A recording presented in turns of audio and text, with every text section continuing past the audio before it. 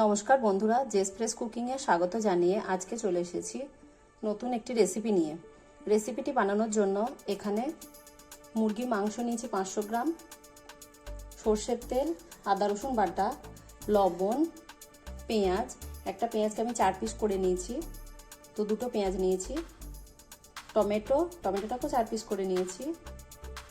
কাঁচা লঙ্কাটাকে চিড়ে নিয়েছি। কাজু বাদাম, কারি পাতাটা আপনারা বাদ দিতেও পারেন। কাশ্মীরি লঙ্কার গুঁড়ো, গোটা জিরে, হলুদ গুঁড়ো, জিরে ধনে গুঁড়ো, শাহি মশলা। আমি যে বাড়িতে শাহি মশলাটা বানাই ভিডিও লিঙ্কে দিয়ে দেবো, দেখে নেবেন। এরপর কড়াইয়ে অল্প পরিমাণে সর্ষে তেল দেব,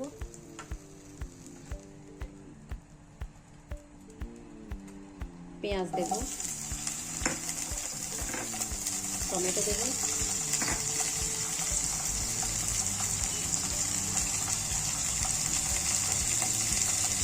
কাঁচা লঙ্কা দেব, কাজু বাদাম এবং কারি পাতা দেব। সবগুলো একসঙ্গে ভেজে নেব হালকা করে।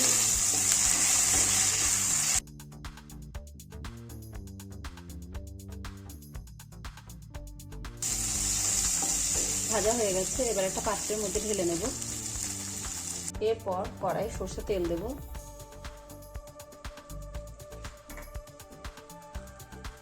গোটা জিরে দেব,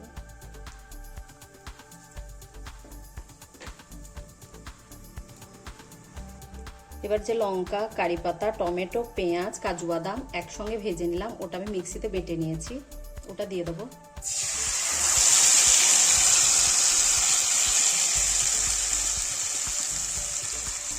অল্প পরিমাণে একটু জল দেব।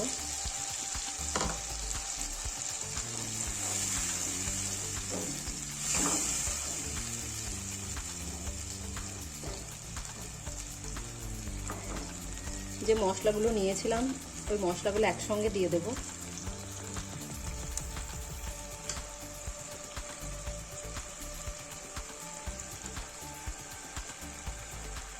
আদা রসুন বাটা দেব,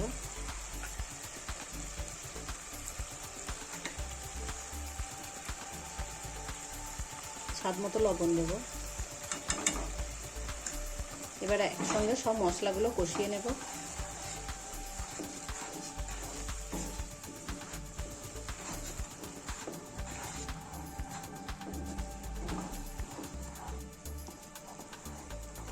মশলাটা কষানো হয়ে গেছে,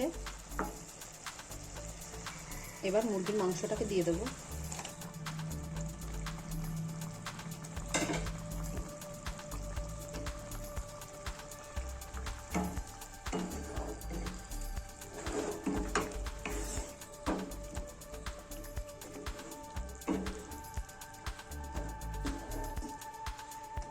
দশ মিনিট কষিয়ে নেব।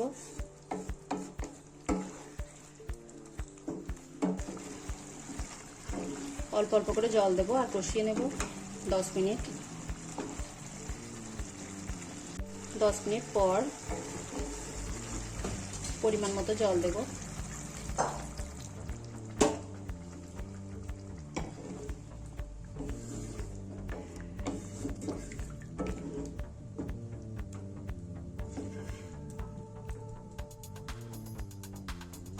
আর একটু জল দেব।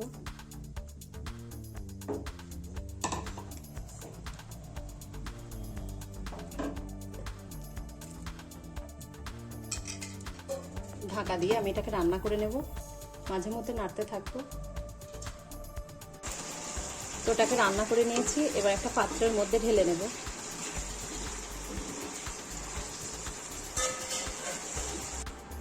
তো রেসিপিটাকে একটা প্লেটের মধ্যে ঢেলে নিয়েছি।